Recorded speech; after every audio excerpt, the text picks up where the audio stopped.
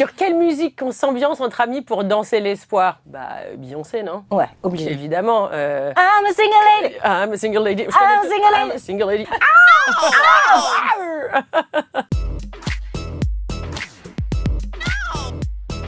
En quelques phrases, de quoi parle le documentaire Vivante? Ça parle des violences faites aux femmes, des féminicides et surtout des solutions que la société peut mettre en place pour mettre un terme à ce fléau.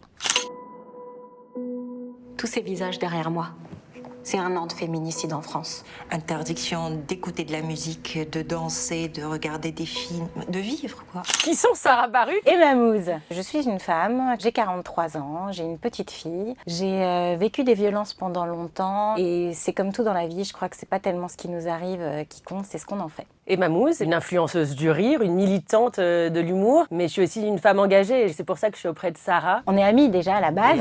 Voilà, on croit qu'ensemble on est plus forte. Oui. Comment s'est déroulé le tournage de ce documentaire? C'est 1 an de vie, ce documentaire. Ce sont des retrouvailles avec beaucoup de personnes du livre 125 et des milliers. Et puis des surprises, des projets.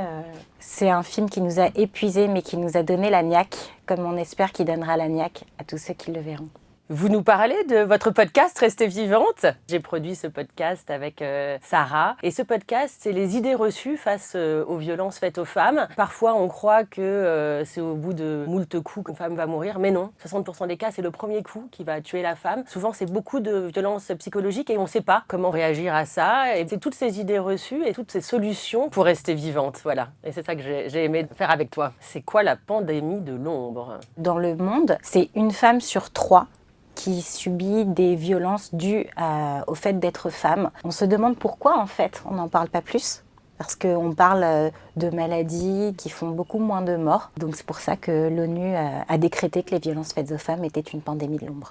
Sarah, c'est quoi la première étape pour se sortir de l'emprise de quelqu'un de violent? C'est peut-être de faire le test qu'on a développé qui s'appelle « Suis-je victime de violence ?», qui est une série de questions. Et si on répond oui à une seule d'entre elles, c'est qu'on est potentiellement en danger. Et là, on donne des solutions. Quels sont les différents outils que l'on peut donner aux victimes de violences? Souvent, lorsqu'on est un proche de victime, on essaye d'apporter des solutions rationnelles. Vas-y, quitte-le, pars, machin. Alors que le problème, il se situe à un niveau émotionnel. Commencez par l'envelopper de douceur, d'écoute, de jamais la juger. Et déjà, vous allez voir que ça va libérer une forme de parole. Et ensuite, la mener à préparer son plan. Tôt ou tard, une femme victime de violence, elle se retrouve seule face à sa situation. Donc, il faut qu'elle ait prévu son plan. Et pour ça, il faut qu'elle sente qu'elle est entourée.